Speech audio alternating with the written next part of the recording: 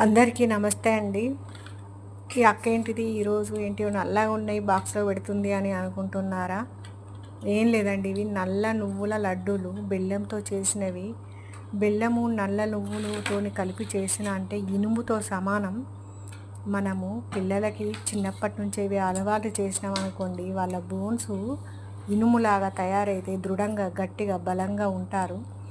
మనమంటే ఇప్పుడు మనకు చిన్నప్పటి నుంచి మనకు తినడం అలవాటు ఉంది, కానీ ఇప్పుడు మన పిల్లలకు లేదు. మనం ఇది ఇప్పటి నుంచి అలవాటు చేసినాం అనుకోండి, ఇవాళ రేపు వట్టిగానే జారుతున్నప్పుడు ఎరుగుతున్నాయి. అట్లా ఉండద్దు. పిల్లలు మంచిగా బలంగా దృఢంగా వాళ్ళ ఎముకలు ఉండాలంటే ఇందులో కాలుష్యము ఐరన్ చాలా బాగా ఉంటుందంట.